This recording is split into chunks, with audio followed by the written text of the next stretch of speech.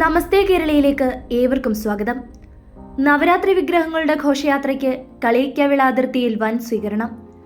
Nagaland governor, Kerala police, revenue Devaswom അധികൃതർ, വിവിധ രാഷ്ട്രീയ പാർട്ടികൾ, ജനപ്രതിനിധികൾ എന്നിവർ ചേർന്നാണ് കളിയിക്കവിളയിൽ നവരാത്രി ഘോഷയാത്രയെ സ്വീകരിച്ചത്.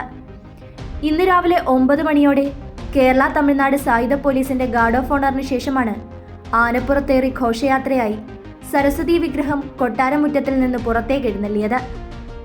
അതേസമയം ഇന്ന് വൈകുന്നേരം 6 മണിയോടെ നെയ്യാറ്റിൻകര ശ്രീകൃഷ്ണസ്വാമി ക്ഷേത്ര സന്നിധാനത്തിൽ ഘോഷയാത്ര എത്തിച്ചേരും. തുടർന്ന് ഒക്ടോബർ 3 വൈകിട്ട് തിരുവനന്തപുരത്തെത്തും. കുമാരസ്വാമിയെ കരമന മുതൽ വെള്ളിക്കുതിരപ്പുറത്താണ് എഴുന്നള്ളിക്കുന്നത്.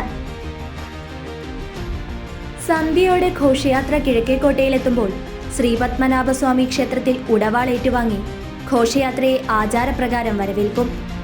പത്മതീർത്ഥത്തിലെ ആറാട്ടിനു ശേഷം സരസ്വതി മണ്ഡപത്തിലാണ് സരസ്വതി ദേവിയെ പൂജയ്ക്കിരുത്തുന്നത്. കുമാരസ്വാമിയെ ആര്യശാല ദേവീക്ഷേത്രത്തിലും 300 നങ്കയെ ചെന്തിട്ട ദേവീക്ഷേത്രത്തിലും പൂജയ്ക്കിരുത്തും.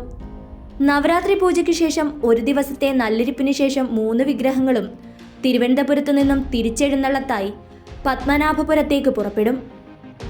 News bureau, Thiruvananthapuram.